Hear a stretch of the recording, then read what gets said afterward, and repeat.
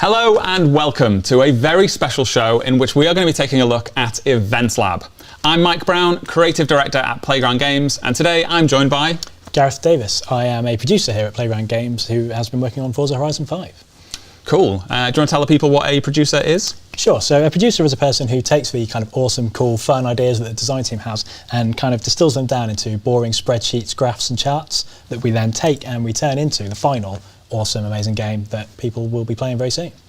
And what would video games be without charts and graphs? A lot worse for the... They probably wouldn't happen. Anyway, what are we here to look at today? So today we're here to look at Event Lab. And what is that? So Event Lab is a suite of tools we're giving players to create their own races, game modes and game experiences. Cool. Shall we take a look? Yeah, absolutely. So here I am at a race activation point. I can enter any race activation that I want and I can jump over to create a blueprint. Can choose my cars and there's a whole bunch of options here that players can tweak to their liking. We won't dig into those right now because the real fun stuff starts happening when we jump into the route creator, so we can make our own custom route, go anywhere we like in the game. So you could have used the kind of on-disk route that our level designers made, but here we are jumping in to make your very own. Yeah, so we can drive absolutely anywhere we want over the map, placing our checkpoints and kind of creating our route. And then the really fun stuff is that we can jump into Blueprint Builder, which is a prop library of hundreds of different props that we can then use to decorate or add interest to our route. Cool. So there's a whole bunch of stuff here. So we can, for example, we want to have a ramp, we can get in here, we can Wicked.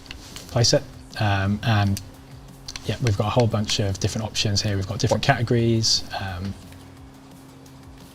Cool. And obviously I know how all of this works, but for people at home, what are those little icons on the corner there? So the icons here represent that these are smashable props, meaning that when you hit them, they break apart. So we've got a whole bunch of these here. We've got, yeah, as you can see, we've got pinatas, speed cameras, a whole bunch of different things. We've got different vehicles, loads of different things that players can really kind of use to make their experiences their own kind of unique fun experience. And the paintbrush is probably self-explanatory, but... so the paintbrush is showing that we have colour variants of the props. So we can click on one like this and you can see that we then have a whole bunch of different options. So if we want to have a pink one, we can set it down and we have our pink ramp. Cool. Yeah, and we can kind of add quite a huge amount of these, you know, dozens and dozens of different props, do whatever we like. We can rotate them, we can turn them around, we can clone them if we want to use the same one twice. All right. We even have go on. We even have a jump pad, which you may remember from our E3 video. You can drive over this and it will send your car flying up into the air. So we took a look at how you can customize the world. Should we take a look at how you can customize the rules as well? Yeah, so then you can jump into the rules of play screen and you can add rules via this menu. So what you can do is you can set a trigger which is saying when this thing happens, in this case we're going to choose passing a checkpoint, and when this condition is true, so this is saying, and these conditions are met, so we're saying when this player passes a specific checkpoint, so we could say on the third checkpoint they pass, we want to perform an action, and we have a whole bunch of different things that we can have happen in the game. In this case we can play a sound, so we can say we want the triggering player, i.e. the person who went through the checkpoint, and then we have a whole bunch of different sound effects that we can choose to play when that happens. Cool. And you can just keep stacking these rules up. Is there a limit to how many you can create? So there is a complexity bar you can see there, but it's quite forgiving. You've got the option to kind of add dozens and dozens of rules. I think you'll kind of run out of ideas of what you want to do with your rules before you'll kind of hit that 100% of the complexity bar. So yeah, there's a whole bunch of different things you can do. Awesome. So shall we skip forward in time and have a look at some we have created earlier? Yes, let's do that. Okay, so this is an event that was created by Dave Orton on the Horizon game design team. This series we're in the same part of the world we were just in free roam, but as you can see, Dave's placed all this stuff around here to create this really awesome event, which he's titled Gauntlet of Fun. And doesn't it just look fun? Yeah, so obviously we've got a whole bunch of different props here, and it's a kind of regular race event. You can see it's a point to point, so we've got the completion ticking up as we drive along, but Dave has really kind of put his own stamp on it, added a whole bunch of different fun props and things to smash through, and just made it a kind of really kind of unique experience to drive through. All right, here we go. But what he's also done is taken this event and made a newer version of this that has a bit more variation to it. So should we jump in and take a look at that? All right, so this is the same route design, all the same props are in the world, but Dave has now tweaked it using that rules of play screen we took a look at earlier. Yeah, so he's gone in and he's kind of had his own customization. You see he's put a message pop up here saying enter the gauntlet of fun. It's got kind of sound effects, other stuff happening. Hyperdrive engaged as we're blasting through this tunnel. As we're smashing all these things, it's triggering different sound effects.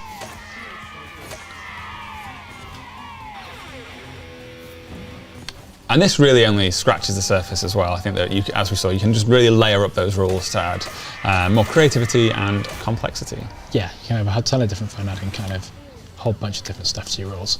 But he's also taken it a little bit further than this. A little bit further. So should we take a look at that? Let's. Okay, so this time it's the Gauntlet of Fun again, but we're doing it in multiplayer, and Dave has added some additional rules on top of those which we're playing sound effects and stuff. This time he's made a game mode. Yeah, so now we've got a kind of scoreboard that's been added to the event, and we're incrementing the score by smashing into piñatas. So now, rather than the race being won by the person who crosses the finish line first, now the victor is the person who smashes the most piñatas on their way to the finish line. I still kind of want to get to the finish line before you, though. Yeah. Even though that isn't important, that is still important to me.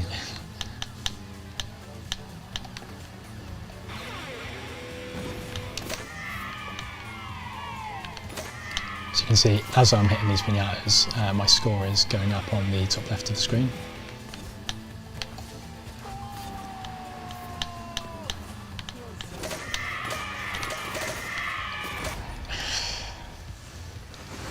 And across the line. What? As if it gave you still first? First place for me. What? So oh, it's because it's the piñatas. piñatas. Yeah, I forgot about that. Great event. Totally distracted by the traditional race type. Oh, it's close as well. Cool. Shall we take a look at some other things that people have created? Yeah, so we've had a bunch of people in the team who've been creating some cool events, so now we're going to jump in and have a look at some of them. Okay, so this one is called Upgrade to Exit. This was built actually by two members of the team. They worked together on it. It's not a co-op feature, they were sat at the same desk. That is Matt and Lennart have worked together on this one. Yeah, so as you can see, they've set up some custom rules here. So they've got chests found set to 0, and they've got an objective here telling us we need to collect all 3 chests to upgrade your car. You'll also notice that the car is moving a little bit slower than you might expect. So one of the things that we can play around with is engine torque, and he's reduced this, meaning that your car is going slower. So he's asked you to take the ramp, and the finish line is on top of that shot up there, and unfortunately you're not able to reach a high enough top speed to make it over that ramp. So I guess we've got to go looking for some treasure chests, see if we can upgrade your car. Helpfully, Matt and Lennart have placed some arrows here to help direct Mike where he might want to go looking for these treasure chests. They could have been trolly with those arrows, but helpfully they have not. I think another interesting point about this is that we're actually in the stadium at the moment. Although they've built this whole assault course for me to work my way around, we're actually inside the stadium round about the middle of the map. This is a big flat open space, which is really good for allowing your creativity to run wild when you're building something. Yeah, it's certainly a location that we kind of always thought is going to be one that we're going to see a lot of action with Event Lab, but yeah, you can still go and place your events anywhere you like in the world with any of the race activations. So you can see after hitting that first chest, it now says chest found 1, but he's got 2 more that he needs to find in the world. That looks like a point of interest that I should go and investigate, so I'll head over there.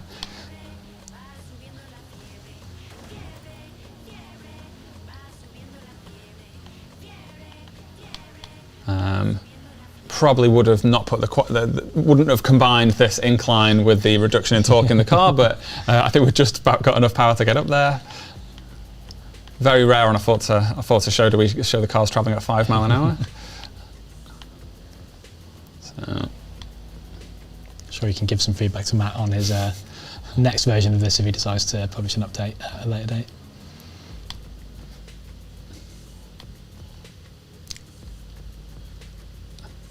There we go, thrilling 7 mile an hour gameplay on a Forza stream. It would be really funny if there wasn't a treasure chest up here. And it was actually just this whole climbing frame all the way up there at 5 miles an hour for nothing. I think that is unlikely to be the case. And oh look, there's another treasure chest. Sweet. And then a quick way down rather than going back the way I came. All right. Yeah, obviously you could have approached these 3 chests in any order that you like. But yeah, one more to find. So this one here is hidden a ramp somewhere in here, hasn't he?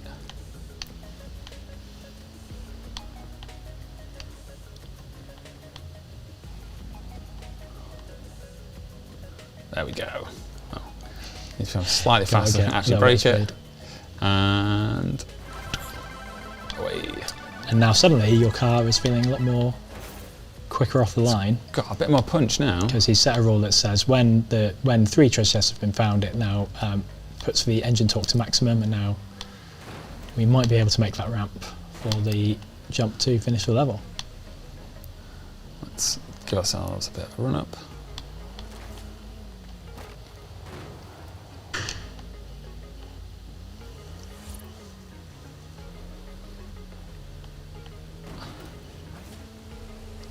Boom.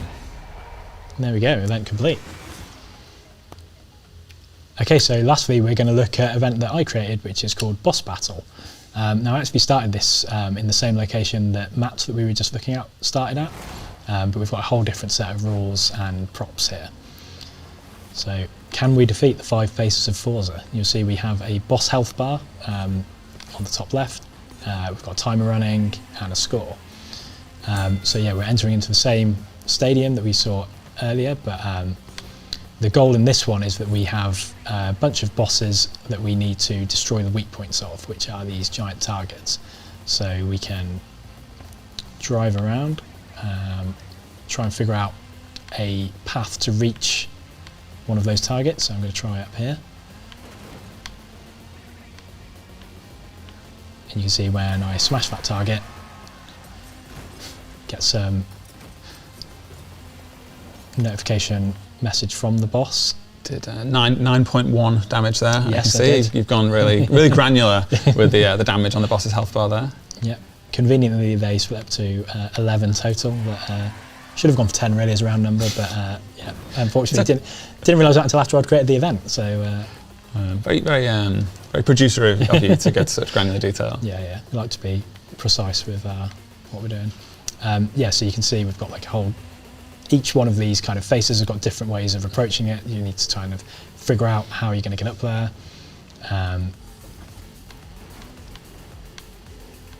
Some of them are kind of quite easy, such as that one.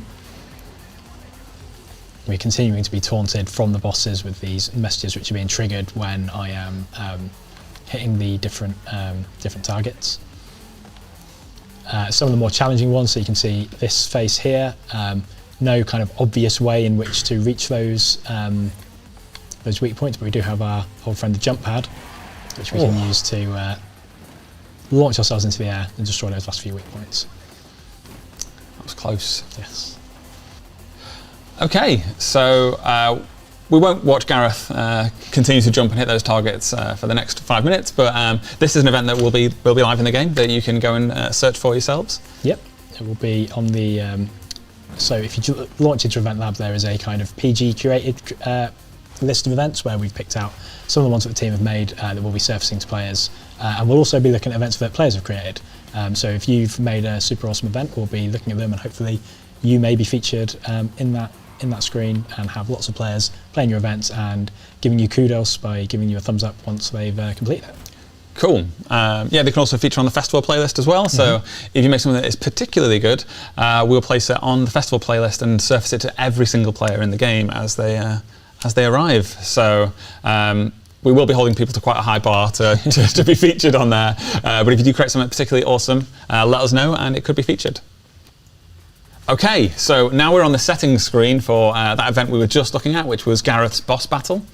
Yeah, so we're going to have a look at the rules of play and see how I kind of set this event up. So we created a whole bunch of rules here. We're not going to go through every single one of them, but we kind of set up what we want to happen and how we want to trigger it. So for example, for hit target, this is the rule I set up saying that when I hit that bullseye target, it takes some health off the boss. And then these are all kind of other rules that are all in support of that kind of final vision that combine together to create the event that we just played through. So that's really just a taste of what is possible with Event Lab. These are just some things that we've created in the office this week. We really cannot wait to see what you guys are able to create once you get your hands on these tools. I think really this is just the tip of the iceberg.